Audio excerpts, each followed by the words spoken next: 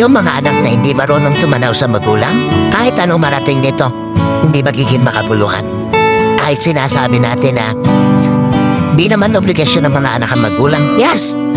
Pero ang sabi ng Panginoon, honor your parent.